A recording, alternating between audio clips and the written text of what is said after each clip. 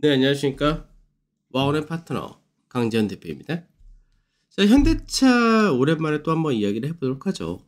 현대차나 기아, 우리나라 완성차라든지 자동차 부품, 특히 완성차 쪽에 대해서는 항상 상당히 긍정적인 뷰를 가지고 설명을 해드리는데, 최근 들어서 이제 현대차 기아가 이제 국내 증시에서 약간 시장을 끌고 가는 중심에 들어서는 모습을 보여줍니다.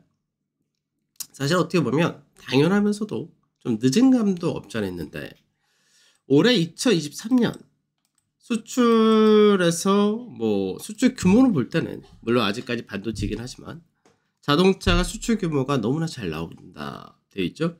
그래서 실제로 현대 기아차 양 회사 모두 다 우리나라 올해 2023년도 상장된 기업으로서는 영업이익은 1위와 2위를 차지할 정도로 굉장히 높은 실적 성장을 보여줬습니다. 다만 이제 실적이 굉장히 좋다란 부분은 다들 이견이 없는데, 주가가 사실 생각보다 굉장히 더디고 쌉니다. 왜 이럴까? 이 부분인데, 사실 이제 현대기아차가 이제 기관 투자자들의 선호도에서 많이 떨어집니다. 그게 왜 여러 가지 이유가 있는데, 미증시를 간단히 놓고 보면 미증시에서 소위 말하는 우리가 빅세븐이다라고 하는 굉장히 큰 대기업들 있죠. 이 안에 자동차 기업은 테슬라 하나가 들어가 있습니다. 근데 테슬라는 전기차로서 새로운 혁신이다, 이런 식으로 자꾸 표현을 하는데, 기존의 전통차라든지 이쪽에 대한 평가 자체가 굉장히 박한 부분이 있습니다.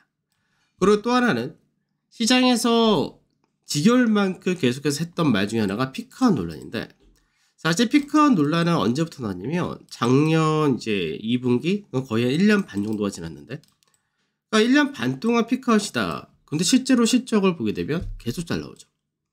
그럼 계속해서 잘 나오는데 왜 피크아웃이냐? 계속해서 이유를 갖다 붙이는 거죠.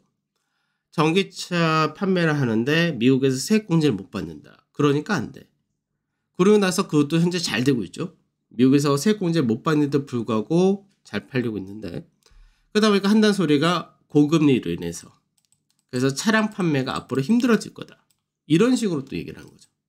그런데 이제는 어떻게 됩니까? 고금리가 꺾인다. 금리 인하기 들어간다. 그러니까 이제 핑계 댈 거리가 사실 없어졌다는데, 실적이 피크아웃이 하나 1년 6개월 동안 잘 나면 이거는 회사 자체의 능력 자체가, 실적이라는 것 자체가 한 단계 레벨업이 된 겁니다.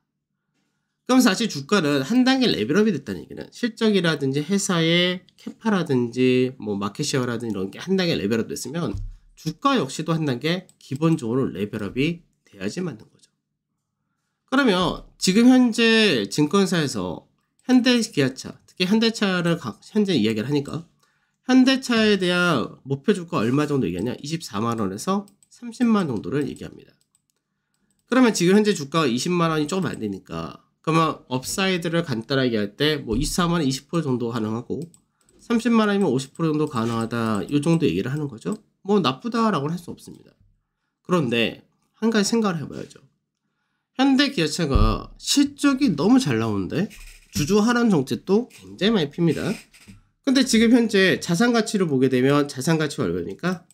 0.6배. 퍼로 따지니까 얼마? 4.8배.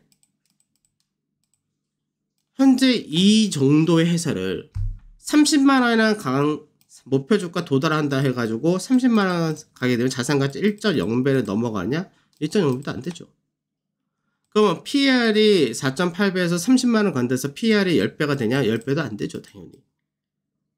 지금 목표 주가라고 최고로 높게 잡아준 게 현재 밸류적인 부분에서는 자산가치도 안 되는 밸류를 목표 주가 잡아주고, 퍼를 기준으로 할 때는 시장 평균이 10%, 11%는 기준 나오지도 않고 8%, 9% 이것도 안 되는 수준밖에 안 된다라는 얘기입니다.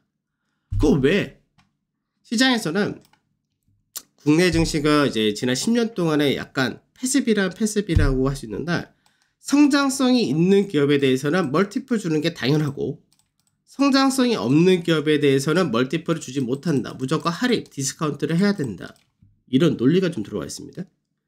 근데 그것도 잘못된 논리죠. 왜? 성장성이 없는 줄 알았는데 실제로는 회사가 성장을 하는 거죠. 또는 성장성이 있는 줄 알았는데 실제로는 성장이 꺾여서 바로 적자를 보는 그런 회사도 무지 많은 거죠.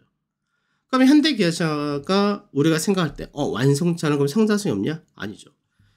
몇몇 사람들이 이런 얘기도 합니다. 야, 가솔린 차에서 전기차로 바뀌면 결국 차량 판매 대수는 똑같은 거 아니야.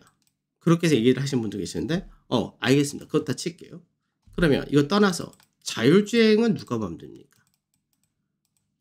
우리가 자율주행 앞으로 먹거리다. 계속해서 자율주행이라는 거는 이제 소프트웨어 판매가 들어간다. 이런 얘기하는데 자율주행은 누가 합니까? 그럼 도심 항공 서비스라고 하는 건 누가 합니까? 수소를 가지고 에너지원을 바꾸고 새롭게 가는 건 누가 만듭니까? 이 외로도 뭐가 있죠? 로봇이 있고 등등등 굉장히 많죠.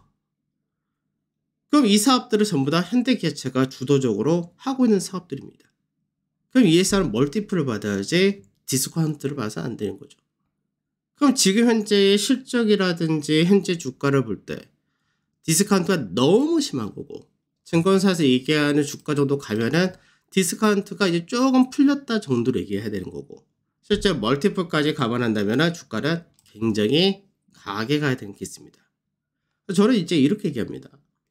지금의 현대차, 기아 이쪽에서의 최근의 강세는 멀티플 시작하기 위한 첫걸음을 띄었다 뿐이지 실제로는 굉장히 앞으로 멀티플을 크게 받을 수 있는 종목이다.